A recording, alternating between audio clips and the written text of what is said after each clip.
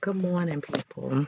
I am not too many days late with this review for Insecure.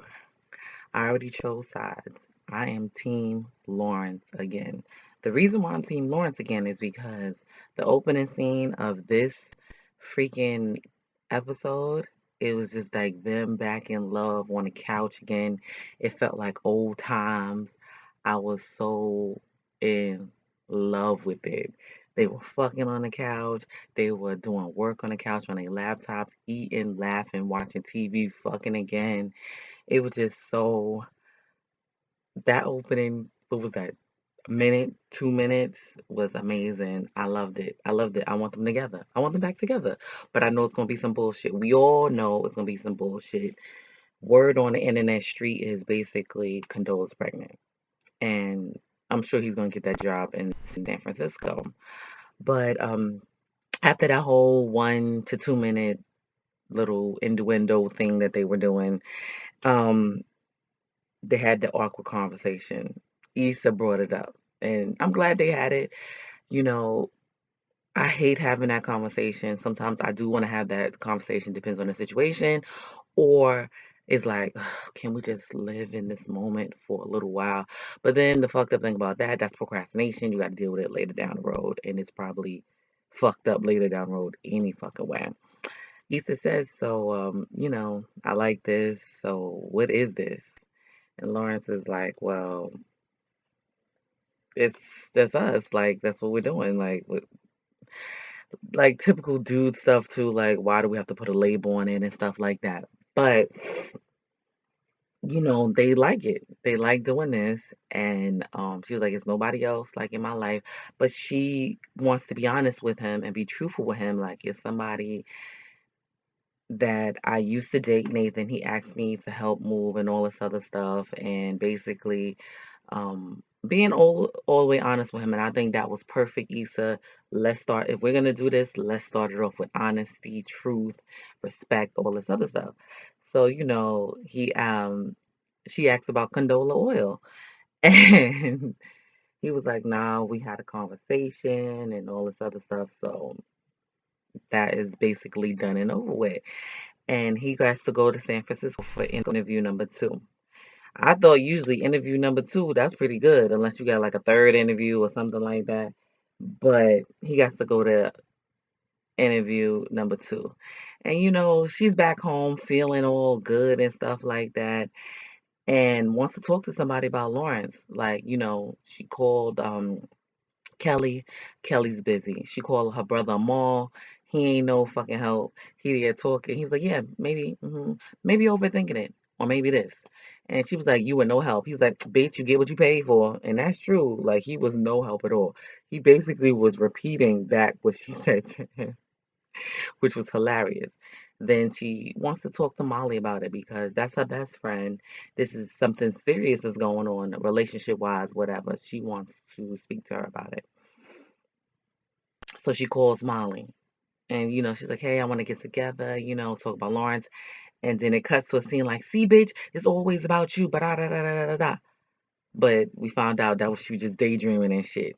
And she realized, maybe I am like this. It is always about me. I think she came to realization with that, that maybe it is always about me and all this other stuff. But she does call her and gets, I think she gets a voicemail or whatever the case may be.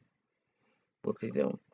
Molly sees the therapist, finally sees her therapist. I know I'm all out of sequence probably, but Molly see her therapist again, right? Molly always want to be right. Molly is always right, and don't, and all she wants is a fucking apology. And it doesn't work like that. And that's what the therapist was telling her. My thing about it is therapy is a process, of course. But Molly, you decided to go back to therapy. You reached out to the therapist to have this session, and you don't listen to her. You didn't listen to her. You just stuck on being you, and that's understandable. Then don't waste your time or your bread going to therapy because therapy can be expensive. The therapist basically broke it down to her, real simple and understandable.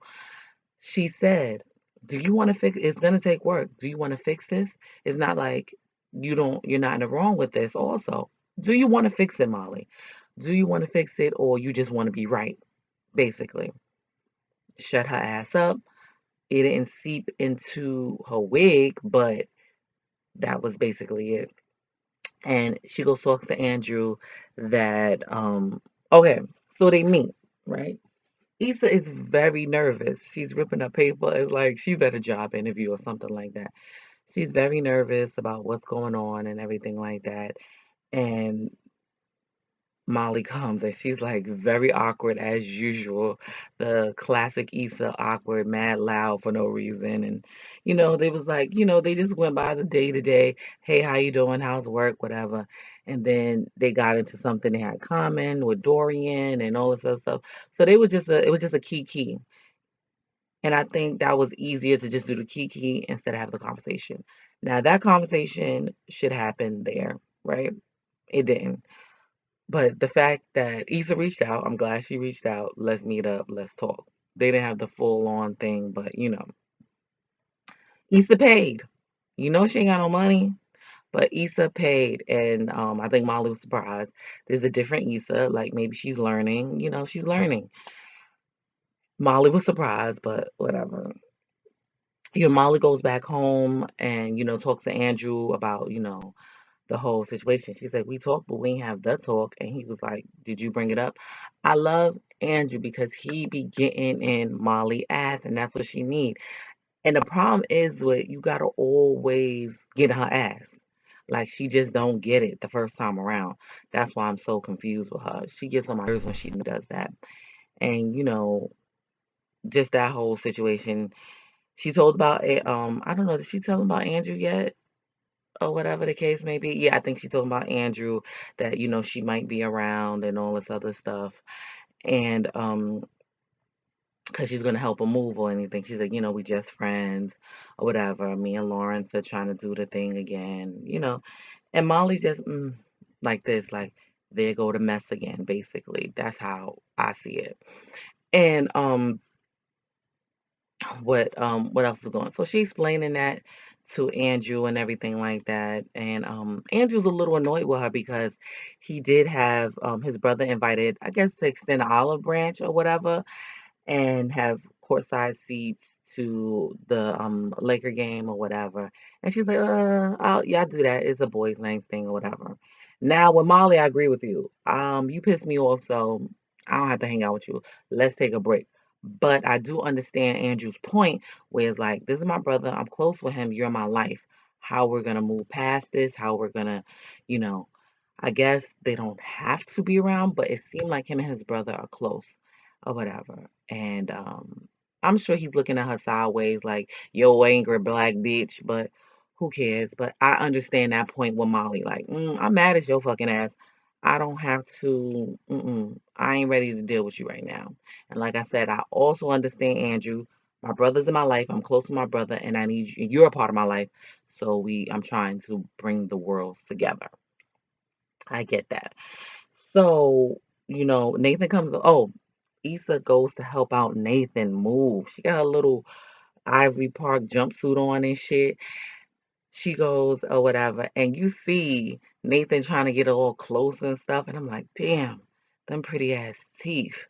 I love his teeth, yo. Oh my God. Anyway, and his like half eaten out beard going on. He's a good looking guy. I ain't gonna front, and I love his deep voice. Like I love him, and he's trying to get her crazy rhythm. Issa feeling it, being awkward, going running across the room, all this other stuff. And so she was like, fuck it. I'm back with Lawrence. We're trying to work it out. I want to be totally honest with him or whatever the case may be. And freaking Nathan scoffs. He's like, hmm. And she's like, what, like, all right, like, he was doing the Molly shit, like, you love some mess. Wow. And it's like, damn. And it seemed like it really broke Nate heart type shit. Like, he was not happy. He had an attitude, all that.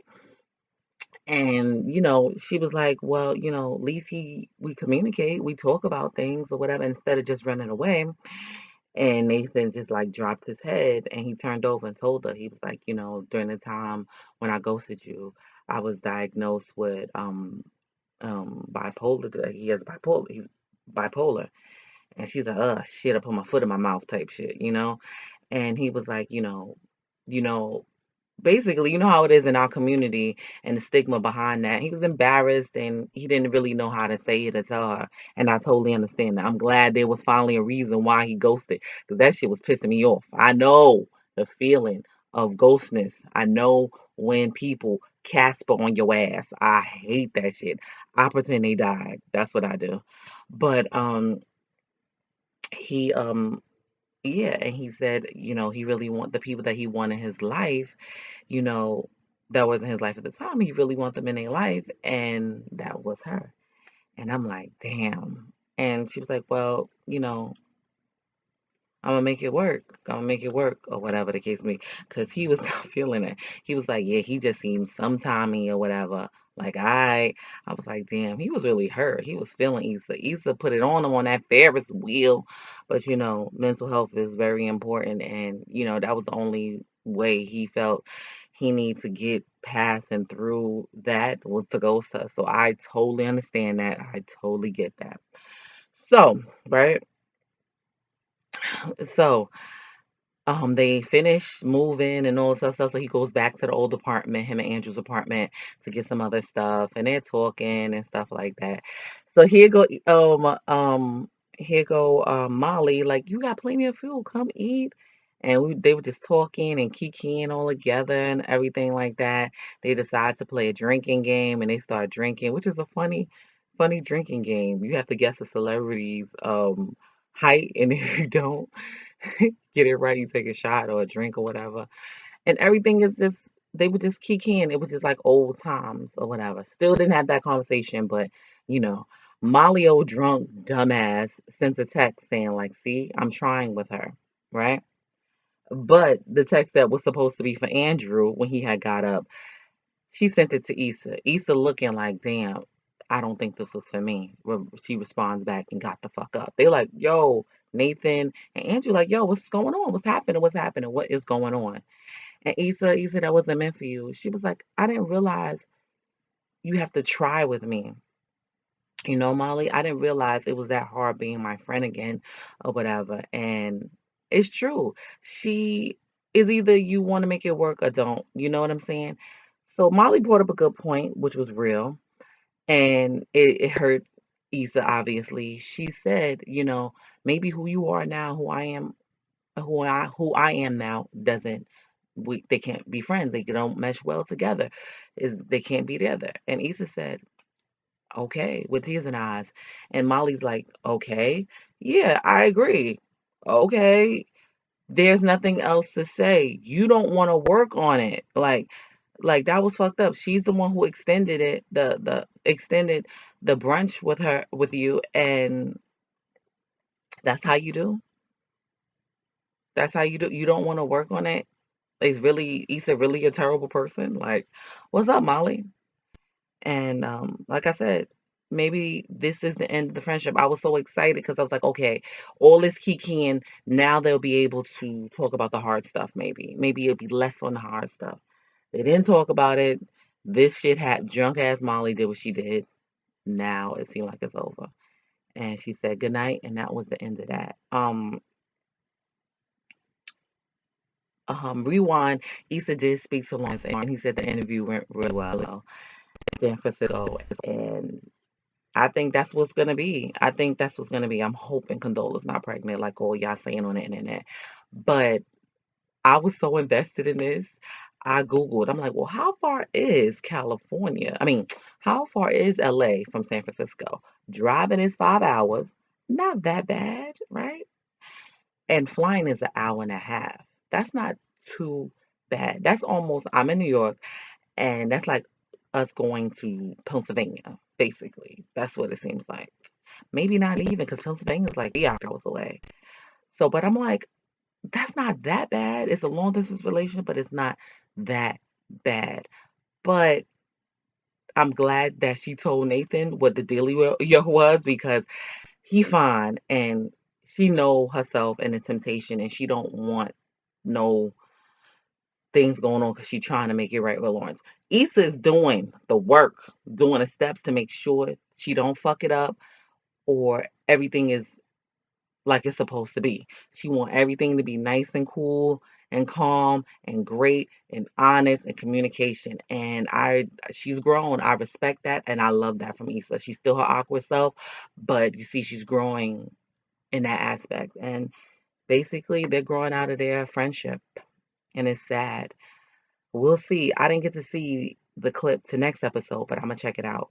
Tell me what you thought about this episode. It was really good, very important, very grown, very black and grown. I loved it. And as always, let's discuss.